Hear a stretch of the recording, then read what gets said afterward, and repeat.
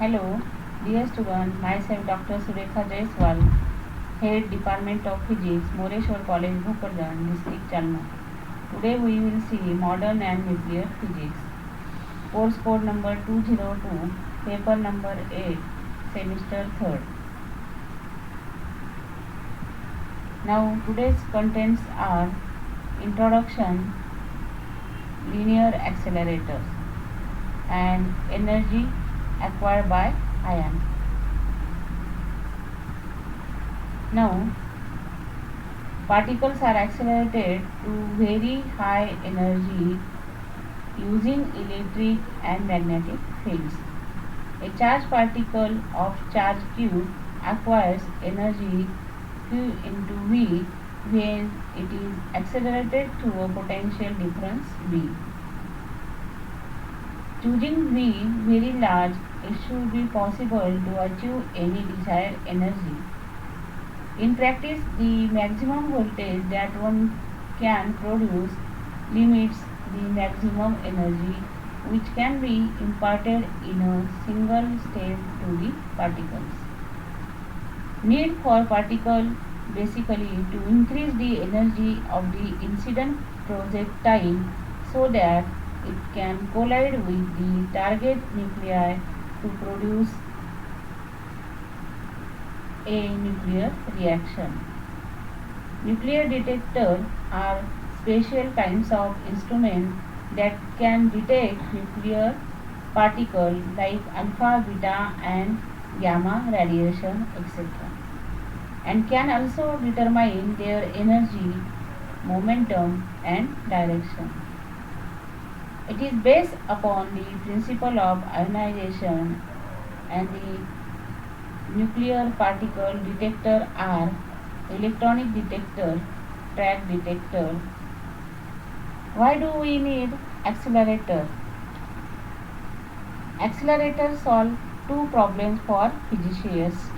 First, since all particles behave like waves, physicists use accelerators to increase a particle's momentum, thus decreasing its wavelength enough that physicists can use it to go into the atoms. The energy of speedy particle is used to create the massive particle, and that physicists want to study. The great scientists also explain the same thing, that is E equal to mc square. Now basically accelerator takes a particle, speed it up using electromagnetic fields, and finally it hits the target. A particle accelerator is a device that uses electromagnetic fields to propel charged particles to high speed and to contain them in well-defined beams. They built for different purposes such as radiotherapy, ion implantation, industrial and biomedical researching. Particle accelerator and types are electrostatic accelerator, use potential difference to accelerate particles. Cockcroft, Walton, and Van de Graaff are the electrostatic accelerators. And next accelerator, that is resonance accelerator. Accelerated particle using resonance principle when electric energies are at the frequency particles move. Cyclotron, linear accelerator, and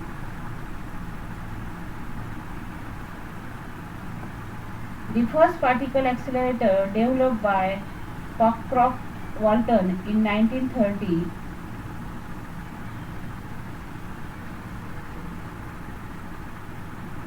The Cockcroft-Walton machine is used as a voltage multiplier circuit to get high potential difference.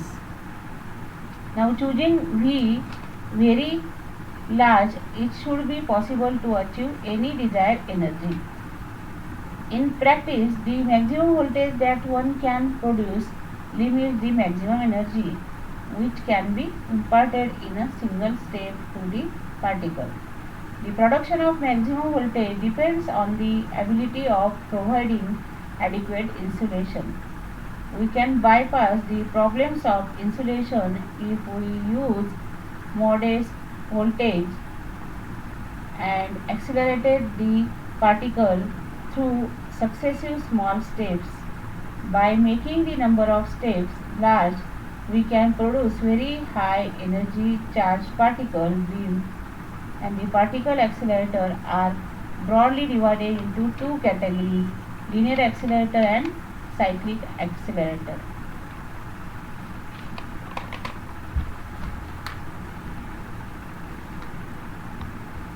Linear accelerator are the particle accelerator in which the charged particle travel in straight line path.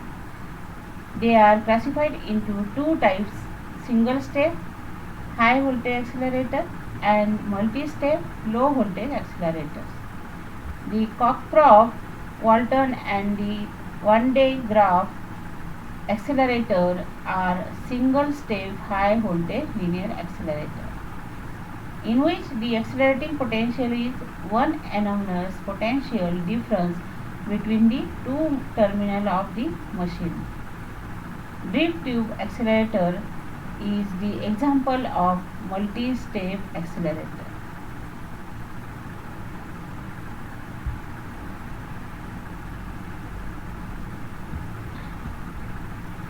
Drip tube linear accelerator and Van de Graaff accelerator. Now first see Van de Graaff accelerator. A schematic diagram of typical Van de Graaff accelerator is shown in figure. See in figure, that is a Van de Graaff accelerator.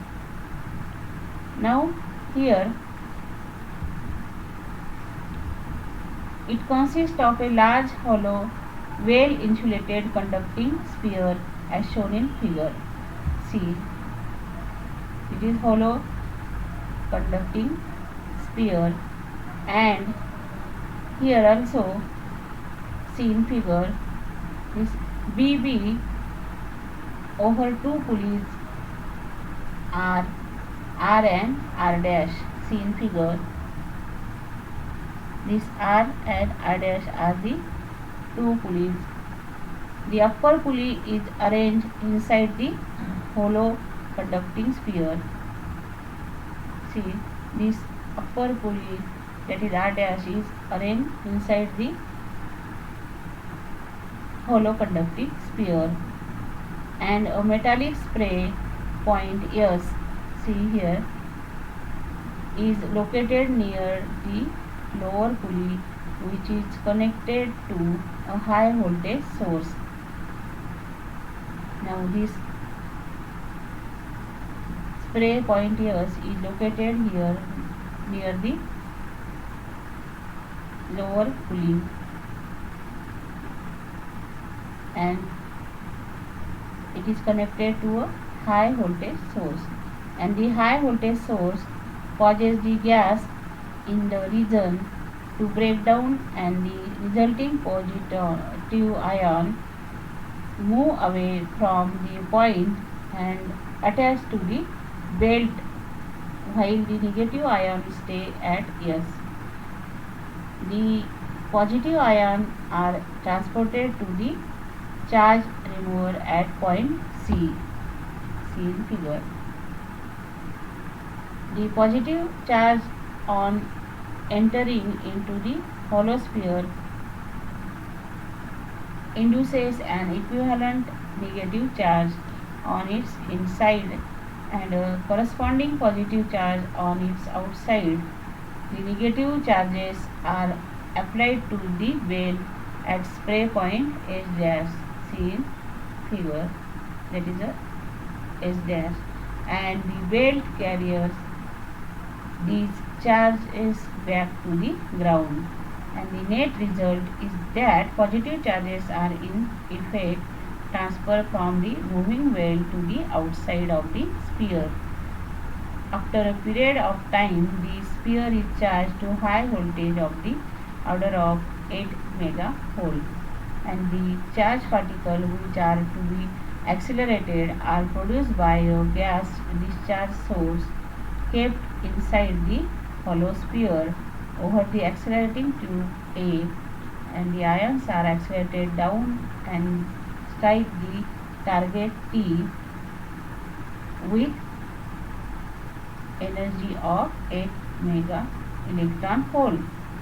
A 100 graph accelerator can accelerate charged particle up to about 10 mega electron volt only.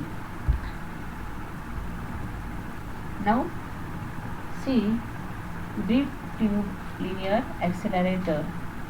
The deep tube accelerator belongs to multi-step low voltage linear accelerator, which uses a schematic that allows particles to be accelerated to a very high energy by successive application of a relatively modest amount.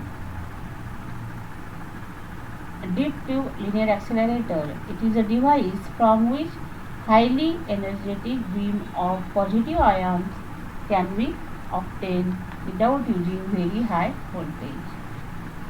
The first development in linear accelerator came from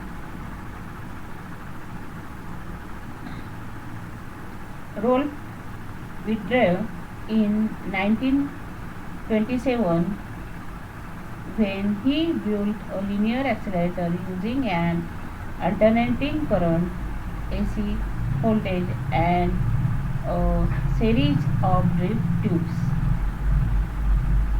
Now, by using drip tube of suitable increasing length and adjusting the frequency of radio frequency oscillator, that is RF oscillator as shown in figure, the positive ion is always made to gain energy in the gap between the electrons. Thus, repeatedly, the particle is accelerated in step with the help of alternating current so that a highly energetic beam is produced. The accelerator is also known as linear accelerator and is illustrated in figure.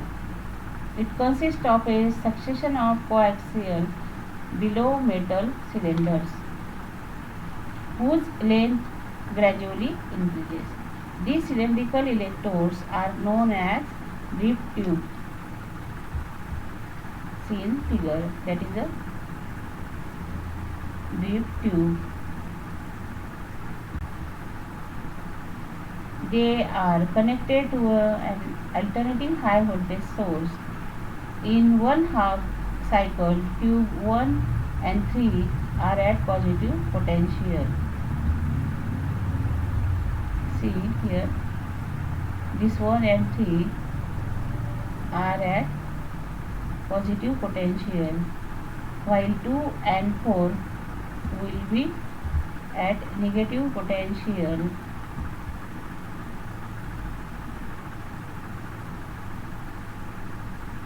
In the next half cycle, the potential are reversed, that is tube 1 and 3 will be at negative potential and 2 and 4 will be positive potential. A charged particle will accelerate when it between two electrodes, but when it is in the hollow region of the electrode, its motion is unaffected by changes of potential on the conductor. A positive ion leaves the ion source S and is accelerated by the potential difference between S and first tube and acquires a velocity v1. If v is the potential difference, the velocity is v1 equal to under root of twice q into v upon m.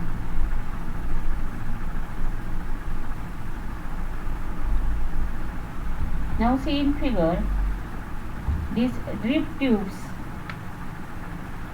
are series of coaxial cylindrical tubes of increasing length and separated by a small distance between them. All odd number tubes are connected to one terminal of radio frequency oscillator as shown in figure, and the even number tubes to the other terminal of oscillator. It consists of evacuated metal cylinder. Inside evacuated metal cylinder, a source of positive ion kept, seen in figure, and source emit positive ions with the help of slit of finely polymetallic beam of the positive ion can be obtained, and it also consists of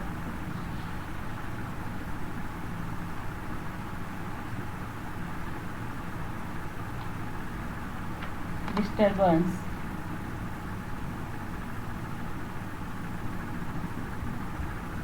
The ion travel with constant velocity v1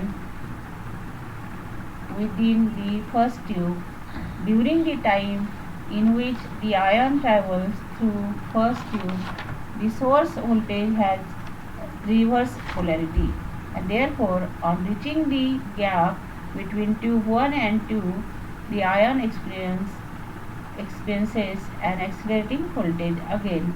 It enters the second drip tube with a velocity that is v2 is greater than v1, and now the energy of the particle is 1 by 2 mv2 square equal to twice q into v, and therefore v2 equal to root of 2 into root of 2 qv upon m, that is equal to root of 2 v1, and the ion drifts with uniform velocity v2 through electrode 2, in order that this ion coming out of tube 2 may find tube 3 at accelerating potential, that is negative potential, and it must take as much time to travel through tube 2 as it has taken to travel through tube 1.